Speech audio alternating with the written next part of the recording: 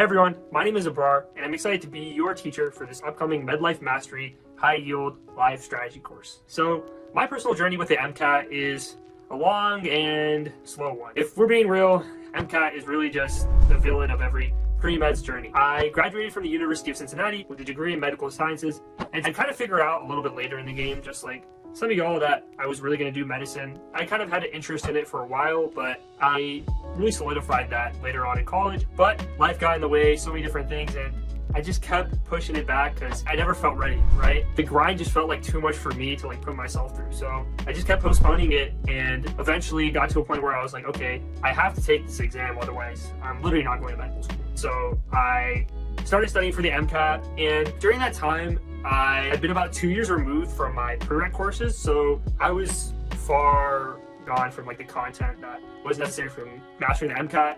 I didn't know my amino acids. I didn't know my formulas, and I was overwhelmed. How am I going to know all this when it's time for test day? On top of that, I was kind of wasting my time. I would watch 12 different videos on the best MCAT study guide, or read 10 different Reddit guides, my beautiful study guide to get into 522 or whatever, right? Reading all those guides netted me a whole improvement of 0 points. I was just consuming so many different content and resources that I was finishing off in the same place that I started out. I told myself, okay, look, I really need to start studying diligently for it. I started experimenting with different study styles that worked for me. One of the biggest things that really helped me was identifying a content consumption method that worked for me. So many of y'all are learners from the textbook, or many of y'all are visual learners. I found out that I was a multimodal learner, which means that I function really well by doing a combination of textbook, video, and audio learning. So that way I could kind of correlate different information to different spaces, basically. At that point, I started really discovering that studying for the MCAT is not this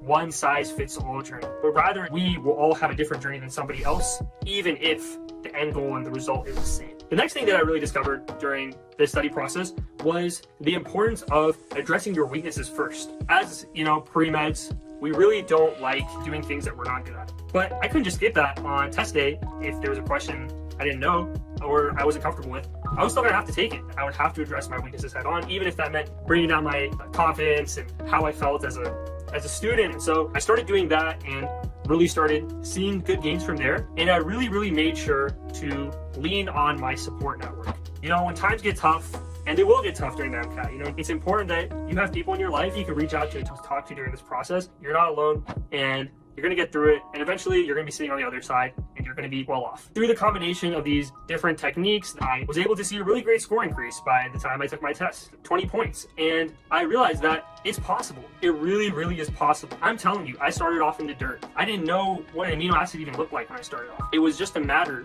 of really identifying where my gaps were and continually pushing day by day until we were able to get to the top and succeed. And it's really been one of my most fulfilling experiences that I've undergone. The MCAT is a marathon, not a sprint and not a race. And what I mean by that is that it takes a while, and it's all about finishing a matter that works for your life and allows you to get through everything so you can feel accountable on test day that I did the best I could. Don't compare yourself to others, right? Comparison is really the thief of joy. Just focus on yourself throughout this journey. You'll find that not only will you be able to grow as a student, but you'll be able to grow as a person. It's really important that you have a community around you when you're taking this exam. And that's been one of the most beneficial things that I've discovered of this life strategy course, is that I get the opportunity to foster a community where individuals are able to see other people who are going through the same exact struggles as them. They get to work together on problems with each other and help each other grow, help do peer-to-peer learning, which I think is one of the most effective forms of learning.